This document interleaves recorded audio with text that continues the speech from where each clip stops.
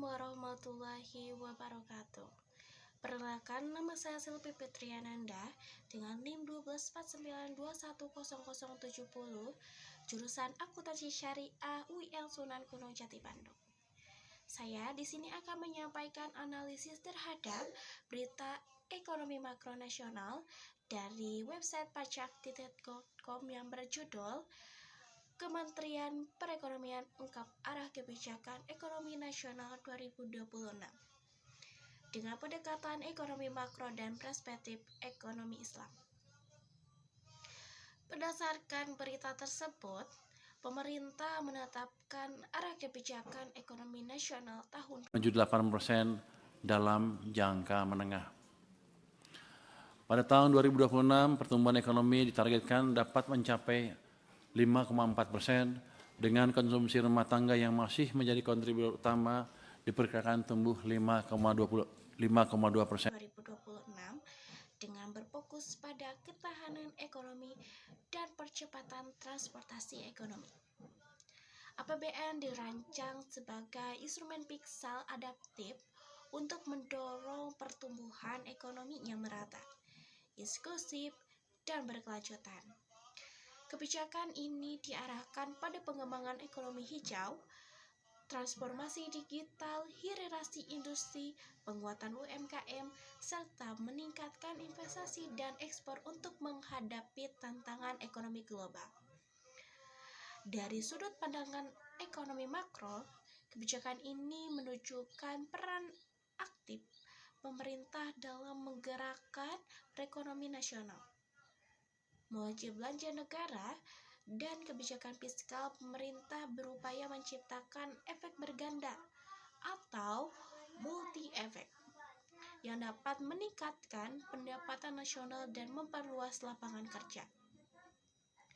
Hilirisasi industri bertujuan untuk meningkatkan nilai tambah sumber daya alam, sedangkan transportasi digital mendorong efisiensi serta memperluas akses ekonomi. Nah, khususnya bagi pelaku UMKM. Selain itu, kerjasama perdagangan internasional dan meningkatkan investasi diharapkan mampu memperkuat struktur ekonomi nasional dan untuk meningkatkan daya saing Indonesia di pasar global. Dengan demikian, pertumbuhan ekonomi tidak hanya bersifat jangka pendek saja, tetapi juga berkelanjutan dalam jangka panjang. Nah, jika analisis dari perspektif ekonomi makro Islam, arah kebijakan ekonomi nasional 2026 ini sejalan dengan prinsip makro syariah. Penguatan UMKM dan investasi produktif mencerminkan upaya untuk menjaga harta atau hifz al-mal.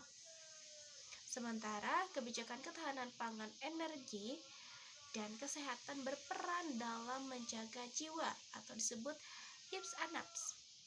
Fokus pada bangunan sumber daya manusia dan transportasi digital juga mendukung penjagaan akal atau disebut hifz al-qalb.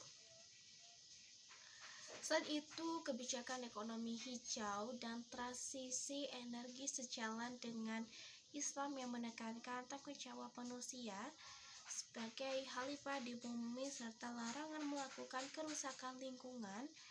Dengan demikian, kebijakan ini tidak hanya berorientasi pada pertumbuhan ekonomi, tetapi juga pada keberlanjutan dan kemaslahatan umat.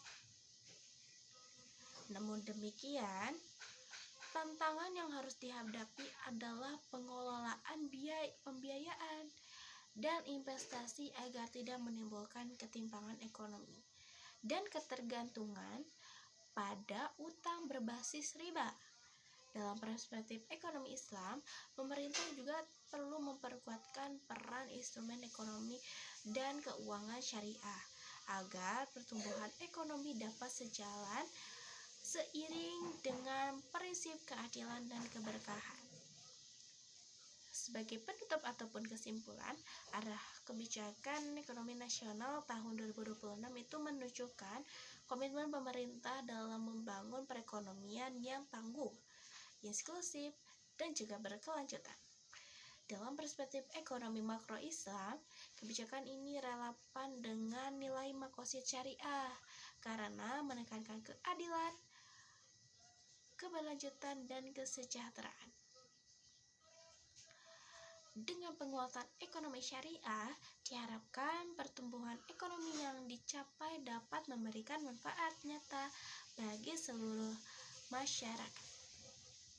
Terima kasih sudah menyimak video ini, analisis dari saya. Wassalamualaikum warahmatullahi wabarakatuh.